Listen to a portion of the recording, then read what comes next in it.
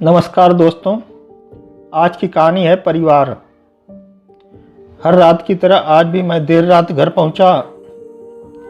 हमेशा से कोई भी गलत आदत न होने के कारण कॉलोनी में कोई भी मुझे देर रात आने पर गलत नज़रों से नहीं देखता था। मैं हमेशा इस बात को लेकर गर्व करता कि लोग अपने बच्चों को मेरी उपलब्धियों का उदाहरण देकर अच्छा पढ़ने लिखने की सलाह देते हैं। खैर, यही सब सोचते हुए मैंने अपनी चाबी से घर का दरवाज़ा खोला। हालांकि मुझे पता था कि जब तक मैं घर नहीं पहुंचता तब तक मधु को नींद नहीं आती थी, पर मैं अपने 5 साल के बेटे पिंटू को नींद से नहीं जगाना चाहता था। दरवाजे की हल्की सी आहट पाकर मधु हमेशा की तरह कमरे से बाहर आई। तब तक मैं मुंह हाथ धोने बाथरूम की तरफ जा चुका था और हमेशा की तरह मधु खाना गर्म करने किचन में चली गई। मैं और मधु दोनों साथ में खाना खाए। हर रोज ऐसा ही होता था। सुबह घर से निकलने के बाद हमारी मुलाकात रात को खाने पर ही होती थी। मधु को इस तरह की जीवन शैली से कोई दिक्कत नहीं थी। एक हाई क्लास सोसाइटी में अपनी साख बनाने के लिए हर किसी को इस हद तक की मेहनत करनी ही पड़ती है। खाना खाते हुए मैंने मधु से पूछा, पिंटू सो गया? हाँ, काफ़ी देर से आपका इंतज़ार कर रहा था, लेकिन फिर इंतज़ार करते करते ही सो गया, मधु ने शिकायत भरे लहजे से कहा। लेकिन हर बार की तरह मैंने मुस्कुराकर बात को टाल दिया। अगली सुबह रात को देर से सोने के कारण हर रोज़ मैं सुबह देर से ही उठता था, लेकिन जब तक मैं उठता तब तक पिंटू स्कूल चला जाता था। पिंटू की हमेशा शिकायत रहती कि मैं उसे कभी बाहर घुमाने नहीं ले जाता, और शायद इसी बात को लेकर वो मुझसे नाराज भी था। हमेशा की तरह मैंने उठकर मधु को आवाज लगाई और बाथरूम में घुस गया। थोड़ी देर में ही मधु नहाने के लिए गर्म पानी ले आई। तुम नहीं होती तो मेरा क्या होता। हमेशा की तरह मैंने पानी की बाल्टी लेते हुए अपना घिसा पिटा डायलॉग मारा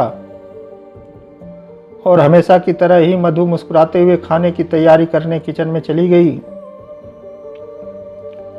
खैर, ऑफिस के लिए तैयार होकर जब मैं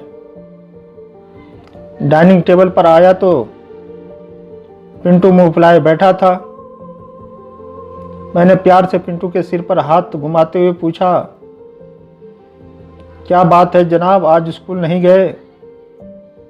पिंटू ने गुस्से भरी आवाज से कहा, आज संडे है।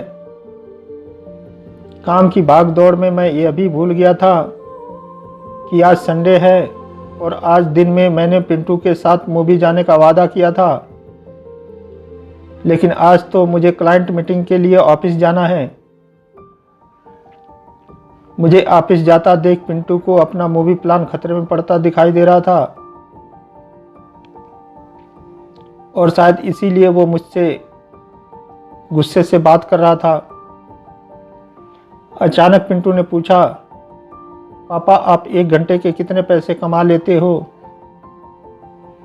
पिंटू ने पहले कभी इस तरह से मुझसे बात नहीं की थी। शायद गुस्से में उसने ऐसा कह दिया। मैंने कहा, लगभग 2000 रुपये।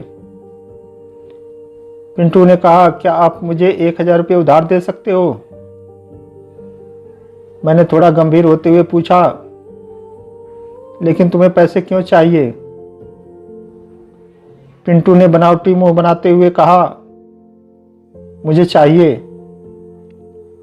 खैर, मैंने पिंटू को 1000 रुपये दे दिए। पिंटू उठा और अंदर से अपनी गुल्लक ले आया। पिंटू ने अपनी गुल्लक से 1000 रुपये निकालकर 2,000 रुपये मेरे हाथ में रखते हुए कहा, क्या आप कल मुझे अपना 1 घंटा दे सकते हैं? मुझे आपके साथ बैठकर खाना खाना है। पिंटू की इस हरकत पर मैंने गुस्से से पिंटू को एक थप्पड़ लगाते हुए कहा, बहुत बिगाड़ रखा है तुमको तुम्हारी मम्मी ने। आज ऑफिस जाते हुए अपने मन में बस यही सोच रहा था, इस भागदौड़ भरी जिंदगी में क्या सब कुछ खरीदा जा सकता है? हालांकि मैं भी तो पिंटू को यही सिखा रहा था। दोस्तों, कहानी का तर्क यही है कि परिवार के लिए पैसा कमाने की चाह में हम परिवार को समय देना ही भूल जाते हैं।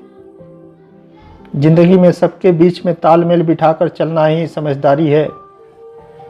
दोस्तों, अगर आपको ये वीडियो अच्छी लगी हो तो हमारे चैनल को सब्सक्राइब कीजिए और लाइक कीजिए। धन्यवाद दोस्तों।